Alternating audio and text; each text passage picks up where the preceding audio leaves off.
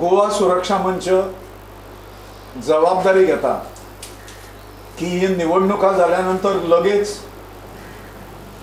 हे गांव जे दुर्लक्षित रावले आसा त्या ठिकाणी गरज पडल्या आंदोलन निदर्शनां त्या सरकारच्या एजन्सी कडेन हे प्रश्न जे आसा हे उचलून धरप ह्या संदर्भात पूर्णपणे गोवा सुरक्षा मंच ह्या जनतेच्या फाटल्यान रावतलो। पण कृपा करून ताणें मतदानाचेर बहिष्कार घालचे न्ही, कित्याक 5 वर्सांनी एकदा अधिकार मेळटा। पणजेच्यो निवडणुको येता, पोटनिवडणूक डिक्लेअर जाला, ताजें आमी फाटल्या फावट हांवें सांगिल्लें 3 कॅन्डिडेट्स आसा म्हणून, तातूंत प्रगती केली येता आमी। एक कॅन्डिडेट आमचो जो आसा हो फायनल जालो पण आतां करिना, डिक्लेअर करिना, बाकीच्यांकूय रावता डिक्लेअर करीसर।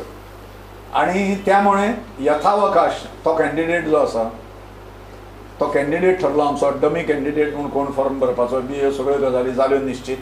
आणि ती पणजेची निवडणूक जिखपा खातीर लढयतले आमी, ताकदीन लढयतले आनी आमकां गॅरंटी आसा की आमी ही पोटनिवडणूक जी आसा ही जिखतात म्हणून। कित्याक अशाच प्रकारचें इक्वेशन जें आसा हे ह्या निवडणुकीन येतलें लोकांच्या समोर पयले फावट, जे आतां पर्यंत केन्नाच नाशिल्लें। अशें पयशे घेतिल्ल्या लोकांनी सुद्दां सांगलां आमकां पयशे घेतल्या पण आमकां खबर आसा मतां कोणाक दिवपाची, अशा पद्दतीन म्हणजे सॉलिड। म्हणजे बीजेपीन सुरू करूंक नाशिल्लें, आतां शिरोडान तुफान सुरू केला तांच्यांनी।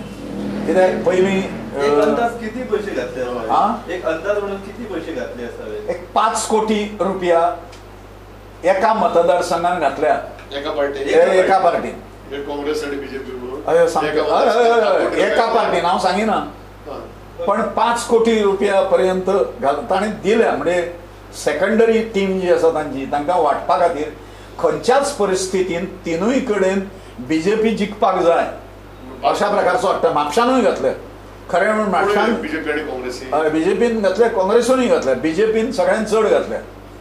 दहशत बीजेपीन अदीक पसरावपाचो प्रयत्न केला।